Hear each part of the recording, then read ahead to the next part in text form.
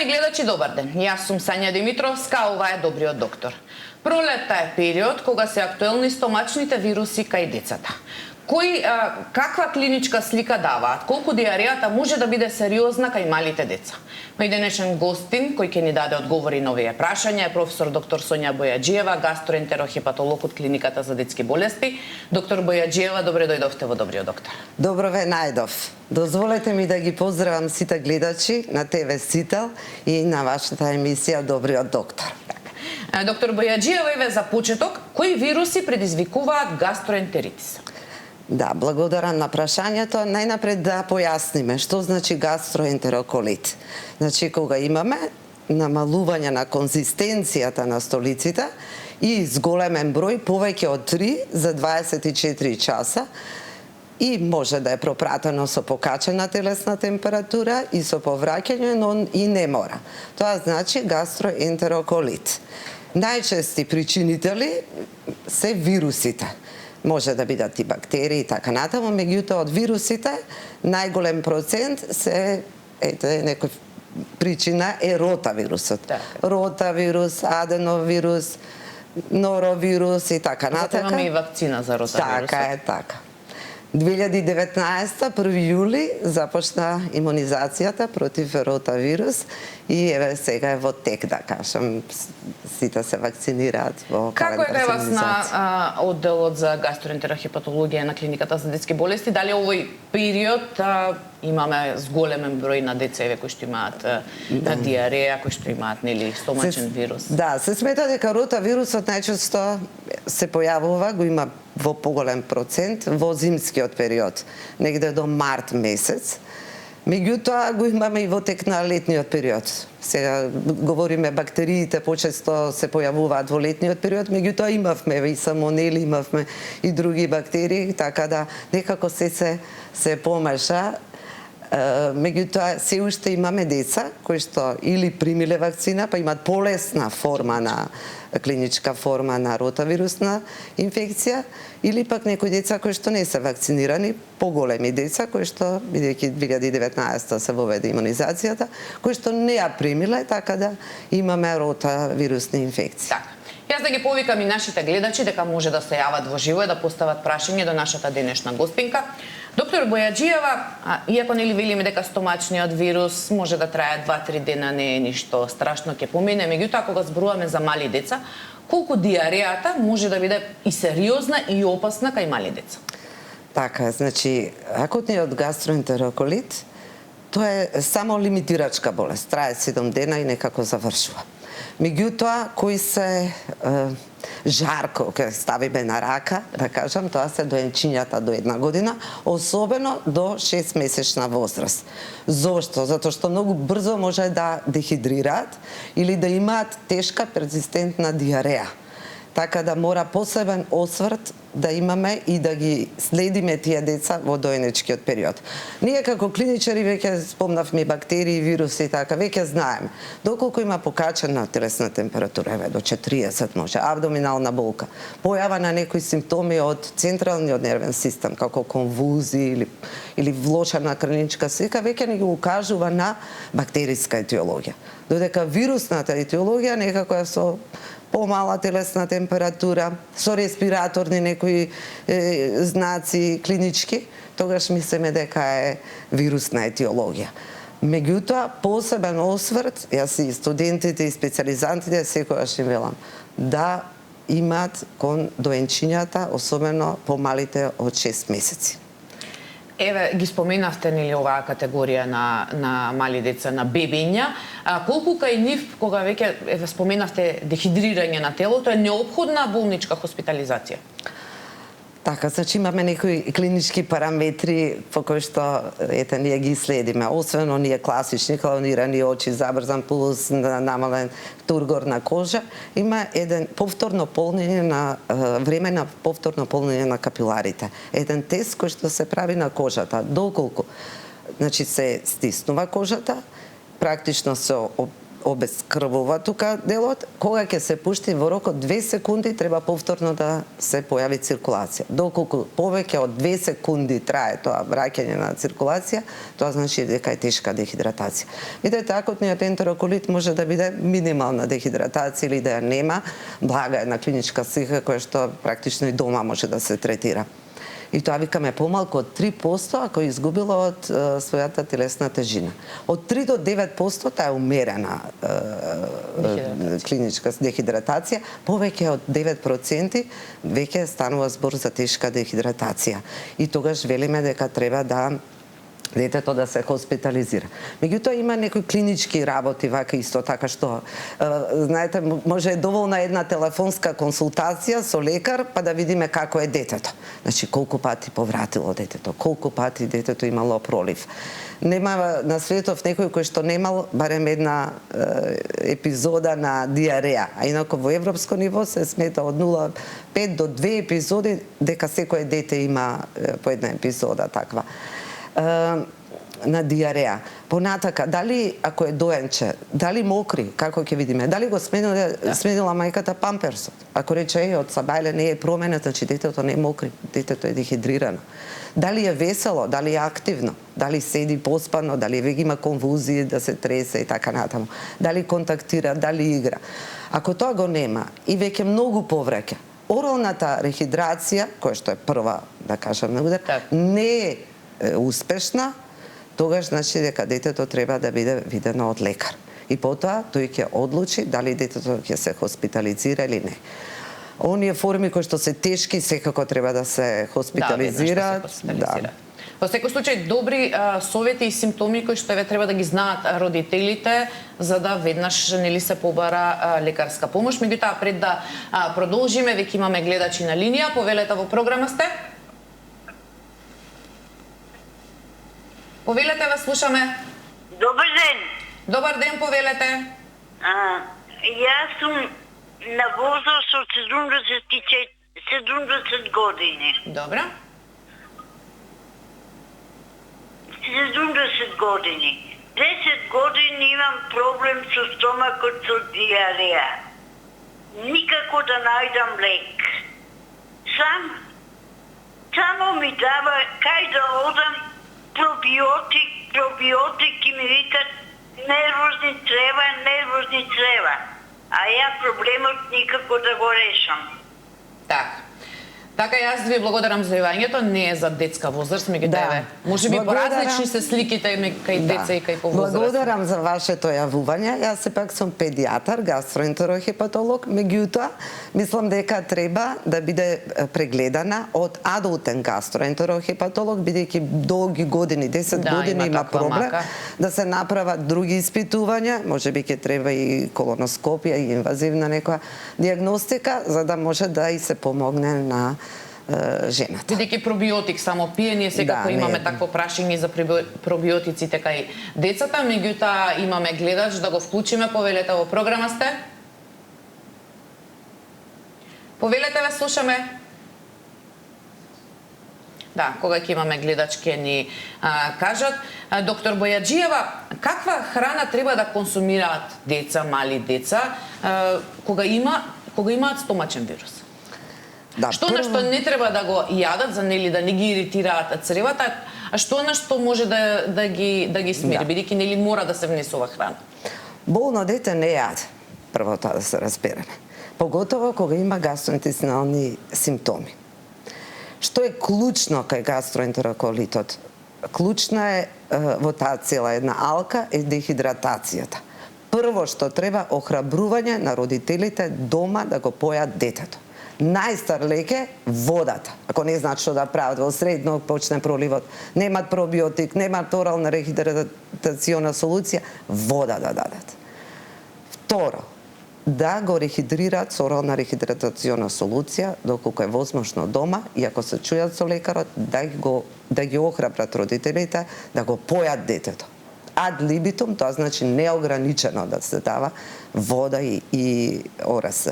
Меѓутоа, ќе речат што да правиме понатака. од кога ќе се рехидрира детето, дали орално, ентерално или пак венски, 4 до 6 часа после рехидрирањето треба да се продолжи со истата храна која што ја јадело и претходно детето. Значи, емпириски, да, адсорбентна храна, морков, ориз, банана и така натаму. Меѓутоа, да не биде тоа во недоглед. Знаете што ни се случува и се уште имаме така со. Еден ден, 2 дена, една недела, па уште една да му се најде да гладува детето, па уште една и така натаму, и тоа е не сме детето толку време да гладува.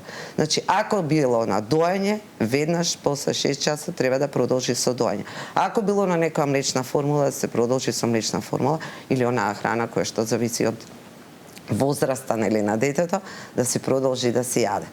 Дали постои некоја храна која што па може дополнително да направи проблем што ја јадел претходно или затоа што нели велела дека не треба да пие млеко, млекото може да направи се плашат лактозна интолеранција и така натаму. Не би требало, зошто? Значи, гајдлайнсот е од 2008 година од ЕСГАН, Европско здружение за педијатриска гастроентерохепатологија и нутриција. Абдентиран 2014 година. Сега чекаме нов гајдлайн, така да тоа се претходно правени студии.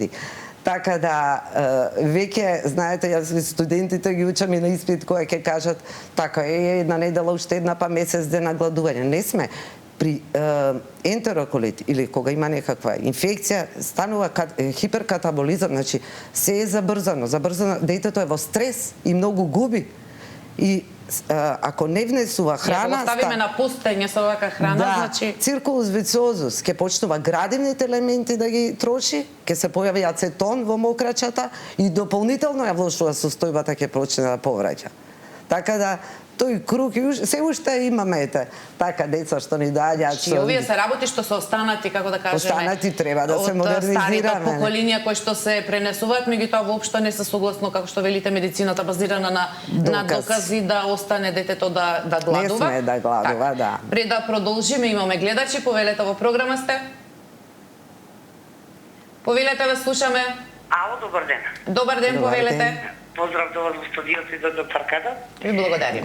Се работи за мој внучок 5,5 години, малку ќе подизлезам од темата. Јас само ме интересира сака да се информирам како педијатар, доктор. Дете во нашиот кој почна да зборува, значи 2 годишна возраст, нам да не претерам. Досега значи уста не може да затвори никако. Константно цело време и сам се зборува. Сам си прави мове толку многу хиперактивен, што не знаеме поише што да правиме со него. Так. И ме интересираше многу пати, значи, и го молиме да преспие или да заспие навечер, никако не ичи. Значи, седи со нас до касно, толку е живо дете, тоа е чудо нешто. Ме интересираше дали на оваа возраст може да му се дава да ми беше сапчињава. За смирување, да, така за. Децата треба да се живи, треба да игра, треба да се активни. Не може да го ставиме на столче да му речеме сега ние гледаме филм, треба ти да седиш мирен и да ви.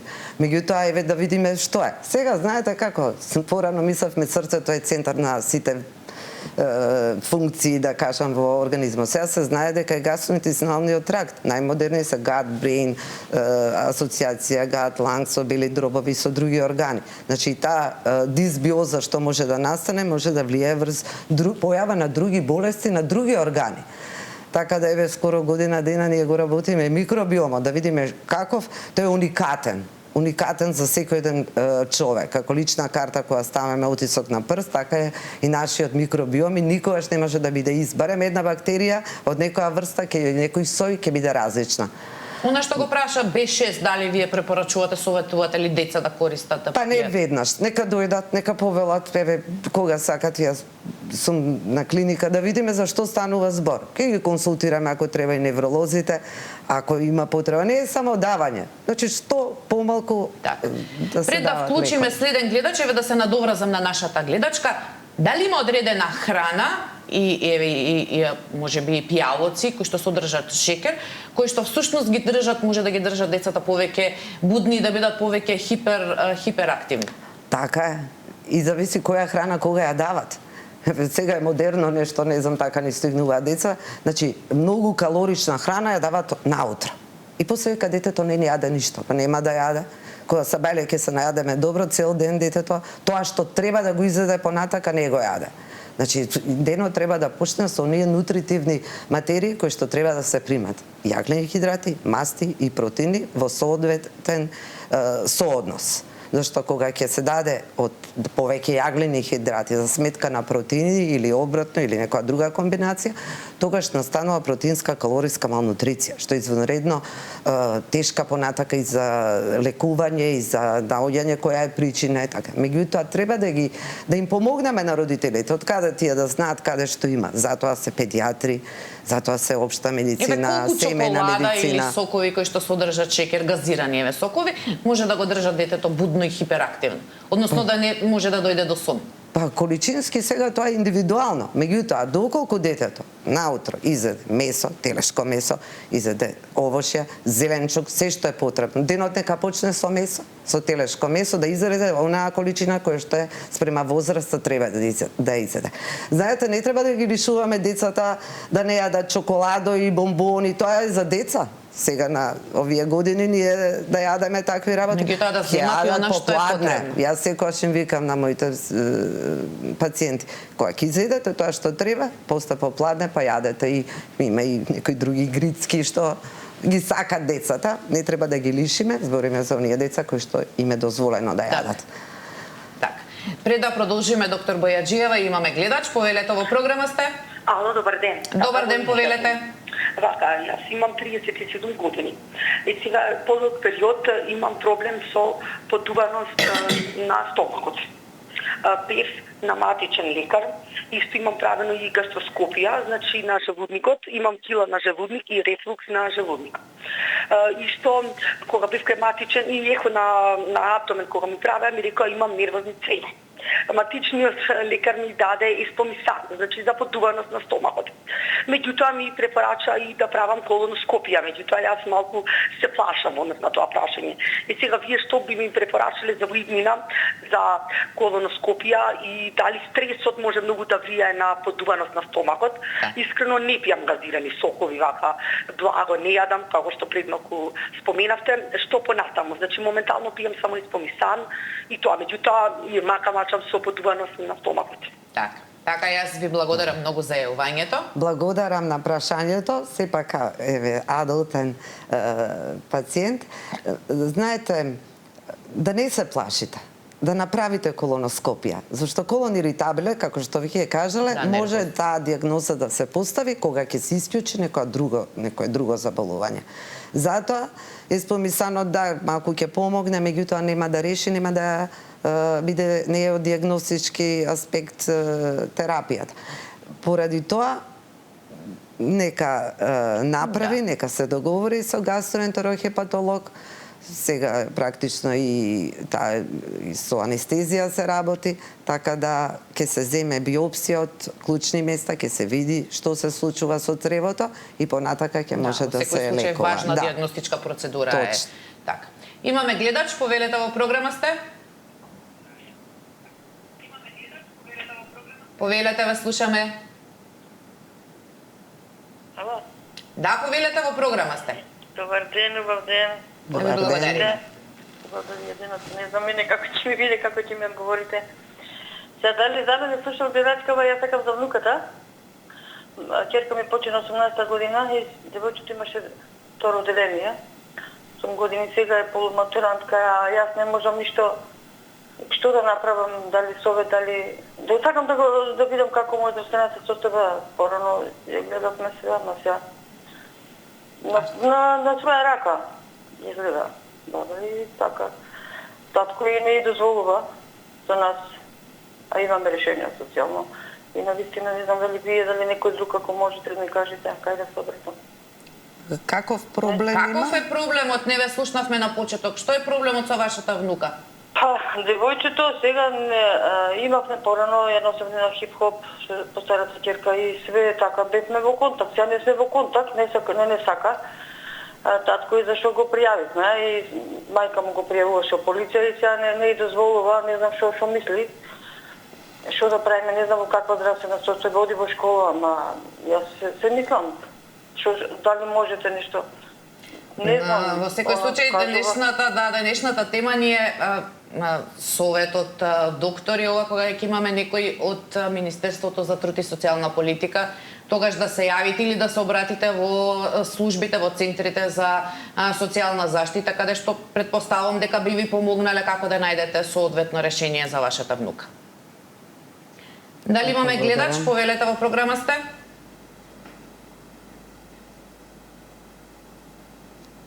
Повелете, ве слушаме. Јас се вклучувам или? Да, во програма сте, повелете. Ало, добар ден. Добар ден, повелете. Да. Сакам прашање до докторката. Повелете. Имам внуче од 5 месеци. Сега ме интересира зошто на доенчињата сите доктори советуваат да не им се дава вода докај 5-6 месеци. Јас сум исчувала 3 керки. После секој подој сум давала по 2-3 капки вода во лажиче на дечињата. Зошто сега докторите, педиатрите, никој не препорачува вода за доенчињата? Па бар и 2 до 3 капки по секој подој. Така. Така, јас ви благодарам за јавувањето. Мислам дека ова е добро прашање. Да, одлично, да. Благодарам за вашето прашање и јавувањето. Навистина, ставовите се менуваат. Едни беа ставови ние кога сме растале. Со тек на времето се менувале. Така да сега има и за тоа има еден водич, guideline се вика тоа, базирано на медицина, базирана на докази, е утврдено дека доволна количина на вода има во мајчиното млеко. И тоа се вика ексклузивно доење, да се дои доенчето до 6 месеци. Доколку има потреба некоја порано да се воведе дополнително, значи храна, тогаш има право педијаторот да запишне измеѓу 4 и 6 месец. Меѓутоа, до 6 месец нема потреба да се додава вода. Само да се дои доенчето. Меѓутоа, еве доколку не ве слушаат, например, родителите не ги слушаат советите на педиатрите и покрај ексклузивното доење даваат и вода. Дали нешто ќе му штети тоа на бебето? Нема да штети, меѓутоа место таа вода треба да прима млеко. Ние имаме тест во педиатријата кога гледаме колку му фали млеко. За 24 часа. После секој подој му се дава за шеќерена вода, ама тоа само еден ден се прави, се 10 милилитри се пишува колку се додал. Значи толку млеко му е потребно. Така да, тој тест е вода само да добива храна. Да, значи подобро е да се цица детето да се добива храна. Така еве, јас се надевам дека е задоволна нашата гледачка од одговорот. Имаме гледач, повелете, во програма сте. Ало. Повелете, ве слушаме. На возраст сум од 77 години. Добро. Имам со дегестивен трак проблем. Мора да пијам ласкавици за да се испразнам. На секој четврти дан пијам 4 апчиња алкалакс и 2 филтерки сиња чај. И форцалекс употребувам да се испразнам на 4 дана. Меѓутоа, ме тера на колоскопски апарат чека години и по време. И отида на колоскопски апарат, докторката дојде до левиот лак на дебелото црево, натаму не може да приде.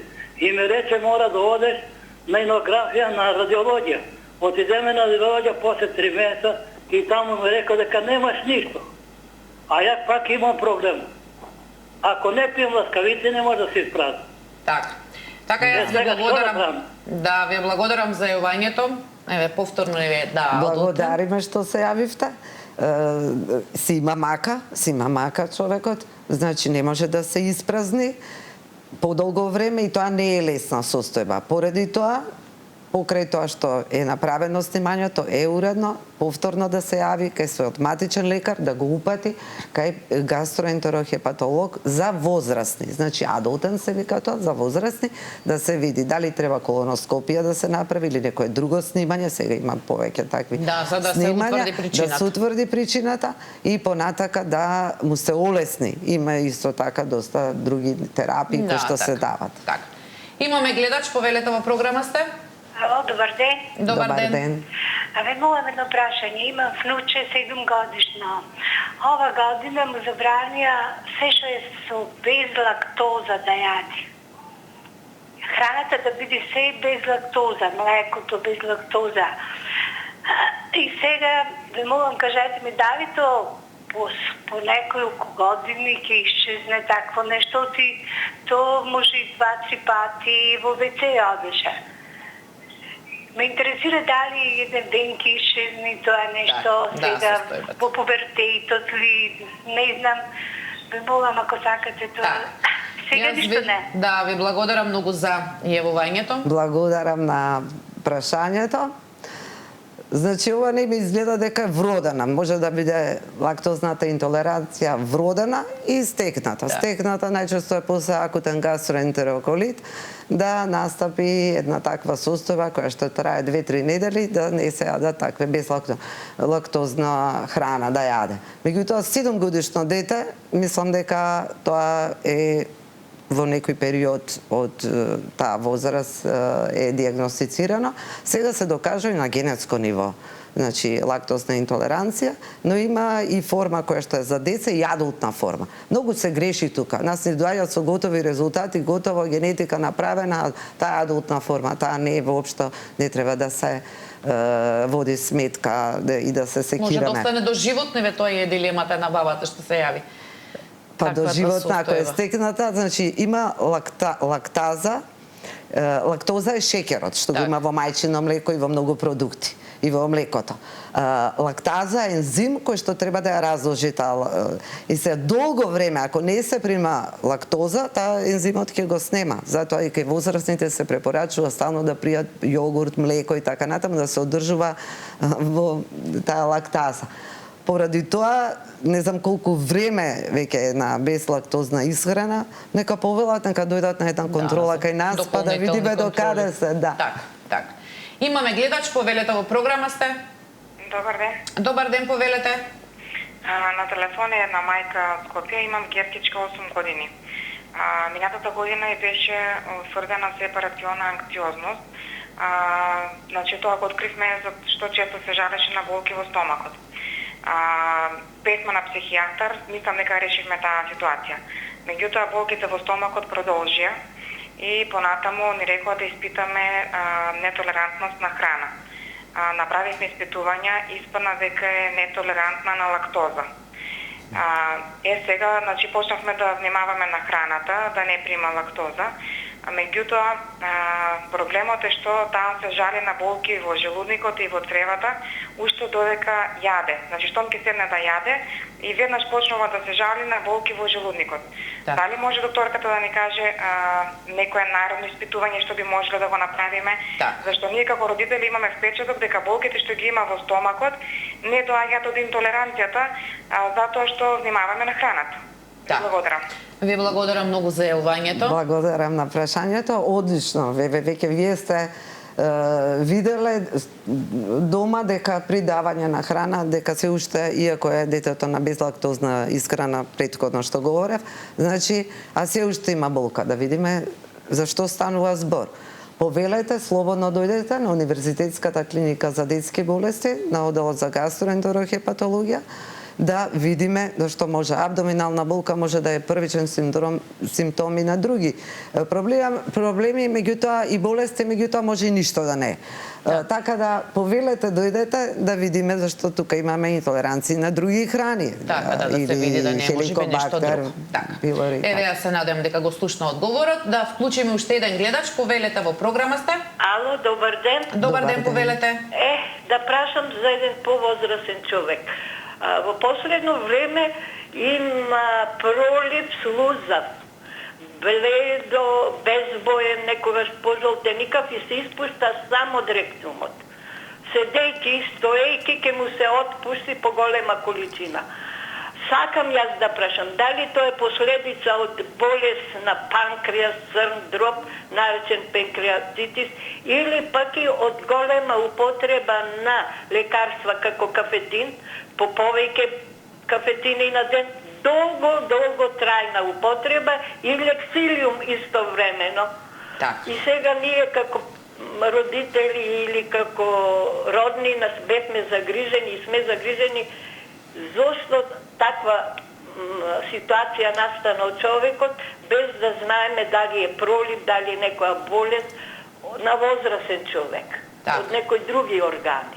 Така, јас ви благодарам многу за јавувањето. Да, и не тука треба споменаваме ги сепак тоа. интерниста или адултен гастроентерохепатолог да бидејќи прима и друга терапија и долго време и кафетин, спомна гледачката, така да треба да се види зашто станува збор. Може би треба и фецас да се испита, бидејќи подолго време има слуз, како што слушнав, и испразно без да осеќа, току го испушта. Да се вратиме секако на нашата тема за децата. Дали при пробиотици се пијат само кога имаме стомачен вирус или може да бидат тие секојдневна употреба кај децата? Колку го штитат стомакот? Многу е актуелен оваа тема е многу актуелна со пробиотици, па пребиотици, па симбиотик, па давац, па скоро имавме еден конгрес, значи неверојатно се презентираат теми дека и информации по 5 години дека примат пробиотици. Јас веќе кажав, секој еден организам од цревото има одреден број на бактерии, многу бактерии. Ние сме целите полни со бактерии. Цревото само има повеќе од 2 килограми бактерии. Тоа се вика микробиота. Значи сите бактерии што се во организмот, во цревото. Тие имаат своји нуклеински киселини, своји сигнали што праќаат така натаму. Целиот тој театар на настани се вика микробиом. Значи, да, кога треба да дадеме. Лактобацилус рамнозис, LGG познат, или Saccharomyces boulardii, тие се по гајдлайн, треба да се дадат кај акутен ентероколит. Меѓутоа, што ќе направат? Тие нема револуционерно нешто, ќе ги намалат симптомите и ќе го скратат време трајањето на гастроентероколитот. И понатака треба да да продолжи исхраната. Тие може да се дадат и при антибиотици кога се дават, зашто се менува микробиотата, или пак диареја, патувачка и така натаму. Меѓутоа, на долги стази, со години да се дават, нема потреба. Треба организмот да си направи своја микробиота и микробиом, кој што реков веќе дека е уникатен. Така да со правилна исхрана, јас викам оптимална исхрана во педиатријата. Нешто здрава исхрана воопшто не ми се допаѓа многу, тоа се форсира и по медиуми и така. Да. Здрава, опозито, здрава ќе биде болна. Нема такво нешто. Значи, правилна исхрана во педиатријата треба да биде исхрана која што ќе овозможи правилен раст и развој на детето, не само физички, туку и емотивен, социјален раст и да биде една понатака здрава единка во заедницата. Така да ние значи, мора пробиотици како додатоци не треба и кога нема потреба од нив. Нема потреба. Ние треба храната, значи да биде разновидна и на тој начин да се створат услови за раст на оние добри бактерии во цревото. Така. Бидејќи сме на самиот крај на емисијата, меѓутоа мора да ве прашам, бидејќи тоа е доста актуелно што го користат еве возрастните, меѓутоа колку медицински јаглен може да се користи кај деца? Порано се давало многу, тоа е емпириски вака гледано, меѓутоа нема потреба, по гајдлайн не е практично препорака. Може ли да штети доктор Бојаджиева, доколку еве нели можеби родителите се така да не кажам на своја рака, не дека сака да му наштетат, меѓутоа доколку даваат медицински јаглен на деца, нема да наштетат, меѓутоа не е препорака. Не знам, одамна не се дава. Или пак лекови против повраќање. Исто така има лекови кои што прават напротив, прават негативни ефекти и потоа ја влошуваат состојбата, така да тоа не е веќе. Бидејќи ова го споменавте, се случува често, например, кога нели се патува со деца па и помали, иако можеби не повраќа, меѓутоа ќе му се даде такво апче за да не поврати. Па кај нас да му се најде. Ние така правиме, ова да му се најде, тоа да му се најде и се што се дава кај децата, па и возрастните, сите се взимаме, нели сите сме лекари и така натаму. Значи, што поприродно треба да одиме во друг град, одиме на одмор, меѓутоа треба да се води сметка на хигиената, хигиено-диететскиот режим, да биде таа храна да биде свежа, да биде припремена, значи адекватно, да се мијат раце, водоснабдувањето да се види, канализацијата, значи тие работи. Ние сме тука да направиме здравствено воспитување и просветување на народот. Тоа е превентивата. Превентивата мораме да влијаеме многу повеќе и во однос на исхраната, а не само да примаме лекови или антибиотици. антибиотици, па и уште пробиотици, со тоа и тоа, мислам, тоа е зачаран круг. Како што се дава во нашата држава антибиотици, ако едно дете нормално може да има 8-9, па дури во некои студии вика и до 12 инфекции годишно. Ама тоа се вируси, не се даваат антибиотици. Ја кај нас ке се дадат антибиотици, пута таму 10, како доаѓа. Значи, 1/3 од годината да биде со антибиотици и со пробиотици. Бидејќи ги споменавте антибиотиците, а зборувавме претходно за пробиотиците, нели како велат лекарите, педиатрите, кога ќе дадат антибиотика и дете, задолжително 1 час пред или потоа мора да пие пробиотик. Колку е тоа неопходно и колку е тоа важно? Да, добро е, бидејќи антибиотикот ќе наруши микрофлората во организмот. И ќе тие оние бактерии кои што не се толку добри, тие ќе превземат функцијата и тука настанува ентероколит. Ентероколит се асоциран со инфекција со антибиотикот. И добро е малку да ублажи, меѓутоа тоа да не биде на долги стази. Меѓутоа, што доколку има родители еве што користат наместо пробиотик, на децата им даваат јогурт, кисело млеко. Точно, по-природно треба. Значи, пробиотикот го има, ние секојдневно јадеме пробиотици. Исхраната, значи, во исхраната се наоѓа пробиотикот, во правилната исхрана. Јогурт ако пиеме секој ден, млеко и јогурт имаме, кисело млеко и така натаму, ние внесуваме пробиотик. Па едно доенче, ако е на мајчино млеко, еве преска имаше прашање, до 6 месеци. Значи, најјакиот пробиотик се наоѓа во мајчиното млеко. А што се случува кај нас? Се дава пробиотик и плюс детето се дои. Нема потреба. Бифидус фактор е најак пробиотик што се наоѓа природно во мајчиното млеко. Тие деца немаат потреба да примат дополнителна пробиотик. За тука има и деца како е раѓањето и така натаму, дали е со секција од цезареа, дали е по природен пат. Меѓутоа, сега веќе најновите студии укажуваат и на имунолошкото зрење, кој што започнува уште интраутерино.